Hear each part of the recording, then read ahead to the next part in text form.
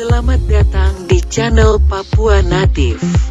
Kali ini saya akan membongkar rahasia negara di Papua secara garis besar dalam 10 tahun terakhir.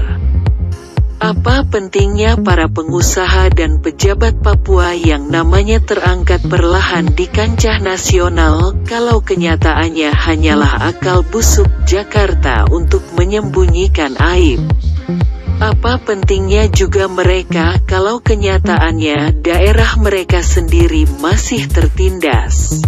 Rakyat diintimidasi dan ditangkap semena-mena lalu dipenjara, ditembak, dikucilkan dengan perlakuan rasis yang tidak manusiawi dengan kata-kata yang kurang sopan, seperti monyet, kera, yaki, hitam, wong ireng, bodoh, terbelakang, primitif, dan lain sebagainya.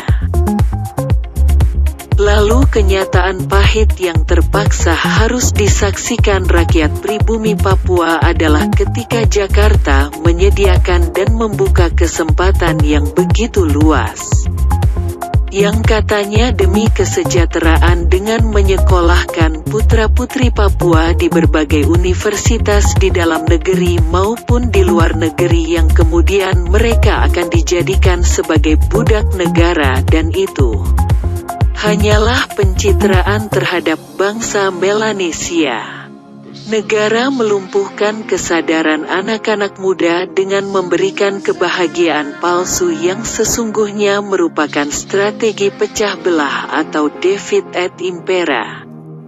Menurut Wikipedia.org, politik pecah belah, politik adu domba, atau divide et impera adalah kombinasi strategi politik, militer, dan ekonomi yang bertujuan mendapatkan dan menjaga kekuasaan dengan cara memecah kelompok besar menjadi kelompok-kelompok kecil yang lebih mudah ditaklukkan. Dalam konteks lain, politik pecah belah juga berarti mencegah kelompok-kelompok kecil untuk bersatu menjadi sebuah kelompok besar yang lebih kuat. Berangkat dari itu, sudah jelas bahwa otonomi khusus di Papua adalah strategi pemerintah Indonesia untuk menjalankan dengan mulus politik divide et impera. Para sarjana, magister, doktor, bahkan para akademisi pribumi yang dibutakan kesadarannya lalu mulai beramai-ramai memboyong kesempatan ini. Lalu, apa istimewanya Papua di mata Indonesia? Apa karena ada anggapan bahwa orang Papua terbelakang? Mengapa banyak anak Papua disekolahkan secara mendadak? Mengapa banyak kepala suku dan lembaga siluman di Papua?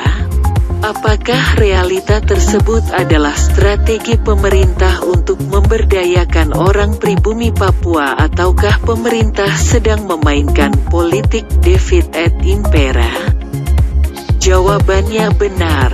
Ketika pemerintah Indonesia sibuk memborjuisasi orang asli Papua dengan uang dan jabatan, di waktu yang sama pula, pemerintah juga memainkan peran gelapnya dengan membunuh satu persatu para tokoh agama seperti pastor dan pendeta, tokoh adat, aktivis HAM, aktivis lingkungan dan alam, serta tokoh pembela hak-hak dasar perempuan dan lainnya pun tak luput dari kejamnya rezim yang masif, karena kedudukan mereka mengancam para kapitalis dan juga mengancam keutuhan bangsa.